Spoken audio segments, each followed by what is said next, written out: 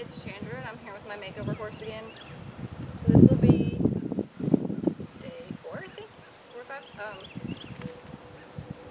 Working with her. So first thing I'm going to do is just kind of review the groundwork. So I reviewed the rope, I think yesterday and the day before, so I'm not going to review that because I think she's pretty solid with it. But I'm going to do the whip and then desensitizing the sound, and then we're going to move on. And we're going to do some other things. Since it rained, I'm not going to ground pen her because it's pretty wet in here. I don't want her to slip.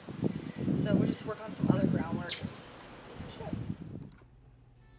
Alright, I'm going to have to voice over this part here because my audio wasn't working. But I'm just going to review desensitizing her to the whip. So just start over here on her withers again. And now I review this lesson a few times just to make sure it's solid since she reacted to it. Like right now she's walking away, so I'm just going to tip like her nose toward me. I'm just lifting up with my left hand toward her left hip, just kind of tip her, have her stand still. When she stops moving, I will stop desensitizing. So she stopped, I stopped, and then I moved on to her front legs and her head and her neck. But the reason I'm reviewing this, I think there's like 3 or 4 videos of me reviewing this, is because she's not quite perfect. I'm just kind of rolling through it though. So she moved a little bit, but it wasn't horrible. So now I'm just gonna run through the desensitizing the sound. So again, I start out straight, like with my arm straight, and there she's wandering away again. So I just tip her nose the same way and continue in the same place, the same distance away from her, and with the same energy with my whip.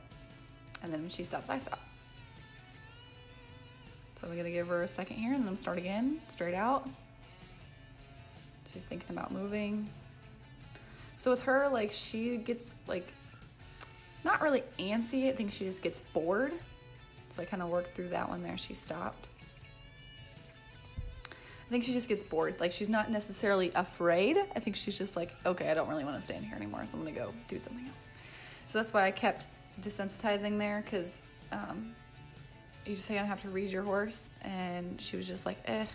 She stopped. Like, I'm just trying to get to a further stopping place here, or further in the lesson, but you can see her move her lip right there. So then she relaxed, so I clicked, and I'm gonna give her a treat. So when I didn't stop before when she wandered off there, it's because I noticed she was just has like a wandering personality. So I'm gonna be like, okay, can we stop? Like, can we work through this? And then when she worked through it, I clicked and rewarded her. So she's not being rewarded for moving off. Like, she's getting the pressure from the rope. So I'll start again and do the same thing. So she just wants to wander around. She doesn't have her head up. Her eyes aren't wide. She's not all nervous. There, she was nice and relaxed. So I clicked when she blinked her eyes, and then I fed her. So right when I stop, I'm clicking. So you can't hear it on here, and sometimes it's hard to hear on the video because I use a mouth click. It's not as loud as like a handheld clicker. But that's, if you're wondering when the click is, it's right when I stop, is the same time. So we're just gonna do the same thing on the other side. And again, she still wants to move a bit, but I'm just kind of running through it to get rid of that. I know it gets a little repetitive, but you might have a horse like this where she just kind of, not afraid, but I want to make sure that I'm checking all my bases. So she was pushing into me there, so I'm just gonna put some pressure on the halter rope and then just continue what I was doing. So whenever I'm asking for a backup, I obviously do it with the least amount of pressure first. The exception is when they push into you with their shoulders. And she has a tendency to do that, push into your shoulders, with her chest, with her head. She does a lot of that. So it's just your first priority is just keep you safe. So she can't get in there and get really close to you. That's just an exception. So she's staying really relaxed there. So I went ahead and clicked. I went through her whole body. She was really cool. Like, she was calm with it touching her ears, and she had a previous issue with that before, so I just clicked that. She's nice and relaxed here. So start off again with the desensitizing the sound. Again, I just don't want her to move and wander off. She seems a lot more relaxed now, and like, I'm gonna practice it until I can do this lesson both sides, like the desensitizing to the whip and the desensitizing the sound without her wandering away. And that's just gonna take some practice. That's why I film it so many times. And I'm just working on rewarding when she's relaxed and standing still, and just continuing while she's not, like when she's wandering away. Because I'm not punishing her, I'm not like bumping on her when she's walking away, I'm just rewarding her when she's good. So that just gives her motivation to stand still. And she's just a busy-minded horse, and she does that tendency.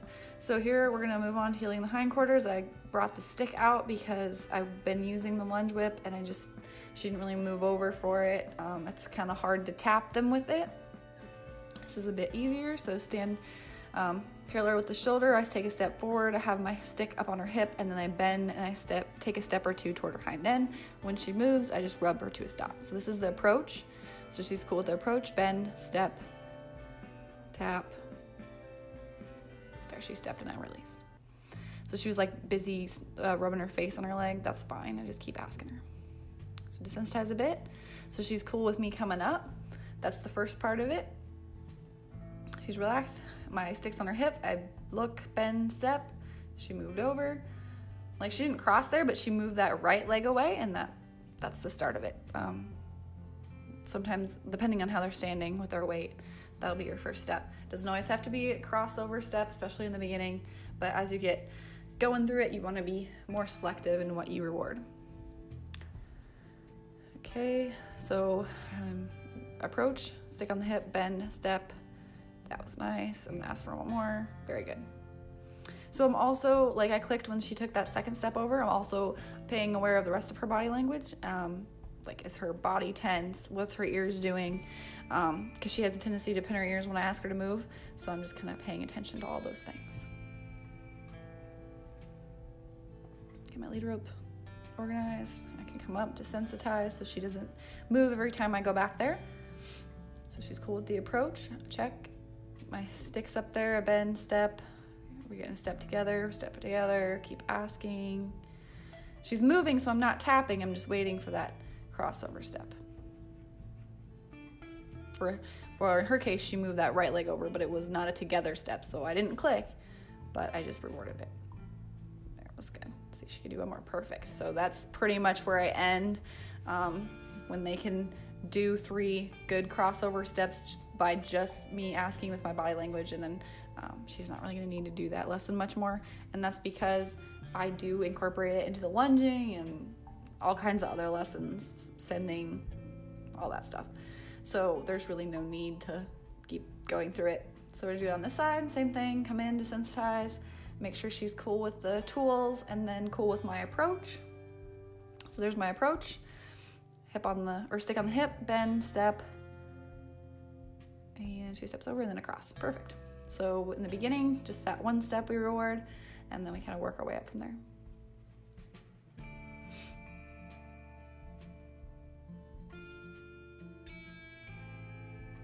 Okay, my approach. She's cool. Her head didn't really move. Okay, then I'm gonna bend, step. I can only step like once or twice, depending on the size of your horse, really. She moved over.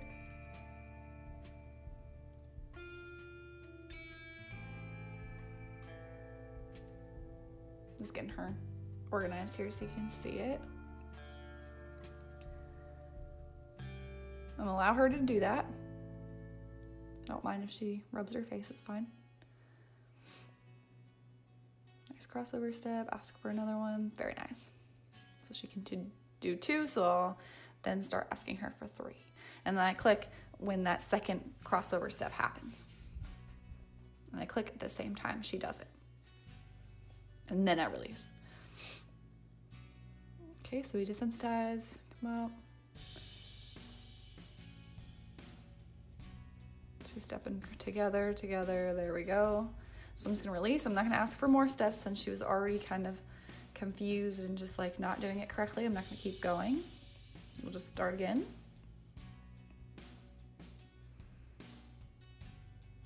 She wasn't listening after my 2 steps, so I'm just tapping here. She moved over.